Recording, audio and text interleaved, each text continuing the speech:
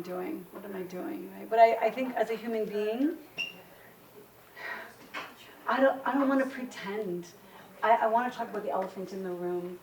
I grew up not talking about the elephant in the room, and it had a negative impact on my life. I want to talk about the elephant in the room. I'm not scared to talk about the elephant in the room, whether it's sex, vibrators. Well, I'm not really good at talking about vibrators, actually. But just, what else? What other ones? People pleasing. Well, there's a few. Money, death. Just things we don't talk about. I wish we had talked about in my home. You didn't read the title poem. Oh, I didn't read the title poem. Would you like me to? Of course. Oh, thank you. By the way, I love Hafiz. I have to read Hafiz, and then I'll read that one. I don't know if you know who Hafiz is, Rumi and Hafiz, and the lovely poem. Run, my dear, from anything that may not strengthen your precious budding wings. From Hafiz. Okay, I'm going to read the poem. The day I bought a teddy bear and a vibrator. Part 1. I never really had a teddy bear as a kid. At 61, I was long overdue. Very. So the day came when I bought a teddy bear. To be honest, it was a sloth bear. As inspired by my good friend, we were talking on Zoom. She saw my anxiety climb higher as I explained that today I would have my first MRI. They found something in my brain in a previous scan. So after her initial burst of compassion, she said, "Wait," and then disappeared. I stared at the screen. In her absence, I wondered with excited anticipation. When she returned with her plush toy sloth family of 3, I melted. My inner child screamed, "I want one now!" And so my big self took care of my little self, and I bought me one the same day on eBay. Part 2, the sex shop, was jaw-droppingly intriguing and very tasteful, I must add.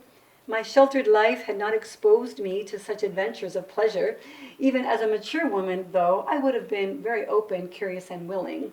What a selection! So many options and choices, and sizes and colors, and ooh la la shapes. And as if I even knew the benefits of such things. How does one even choose a vibrator, let alone the right vibrator? I suppose it would be a lot easier than choosing a man. On the shelf in front of me, I am looking at a fraction of a man, the part that a lot of men think represents all of who they are.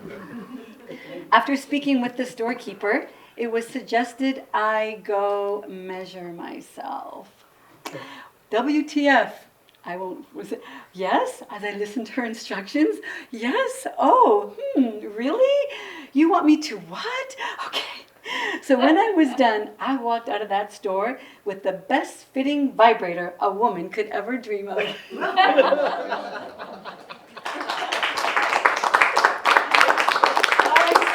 glad that you laughed.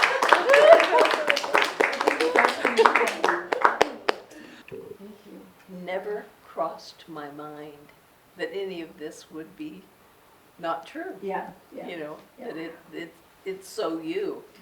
So the day I bought a teddy bear and a vibrator, I almost changed the title. People had told me negative feedback, but a lot of people loved the title. But one woman who was going to do a testimonial said, "I'm not going to write a testimonial for you with that title. What's inside is a masterpiece, but the title is cheap," is what she said. So that night, I went home and I bawled my eyes out on the floor. I thought, I have to change my title. So long story short, I decided not to. I wasn't going to people please somebody to be on their show, because I was told, you can't come on my podcast because of the title. You can't come on my TV show because of the title. And that was just a handful of people. But the rest of the people that I talked to on the media event that I did, they loved my title. But by that point, I had already decided that I was going to keep the title, because I have been people-pleasing most of my life in almost every situation, and I'm not going to do that to myself. I did it one other time, when I changed an idea for something, and then after I didn't, it became a very hot topic for retreats, and I'm like, I am not going to do it this time. So there's a TED Talk with the word vibrator in it, and I looked it up, and the title, I was like, oh, even I was like, what? Why I bought my 13-year-old daughter a vibrator. I was like, what? But when I listened to the 11-minute TED Talk, it was absolutely brilliant. She's a PhD therapist, and she said 2 questions in there in addition to her very savvy, tasteful story of why she bought her daughter a vibrator. She said, why in our culture can we say Viagra so easily and not the word vibrator? And I went, and then she said, why in our culture do we so easily talk about women's discomfort, menstrual cramps, breast cancer, sexual assault, and we don't talk about our own pleasure? And I went, so I looked her up on Instagram. I looked her up, Dr. Robin Buckley, and there she was. There was an email and a phone number. And I emailed her. I said, would you read my manuscript? Would you write me a testimonial? She's in here. She wrote me a testimonial. Where is it? It's right. Oh, it is there. Hang on. It's Dr. Robin Buckley. It's right. Where? How come I? Oh, there it is, right there. Pardon me. It's the 4th one down. So she agreed. She wrote me a testimonial, and she said it was a very powerful book. She said, "Wow." So I'm going to end with that. I have a lot more stories, but I'm going to stop. Thank you for listening. Thank you for letting me have my voice here. Thank you.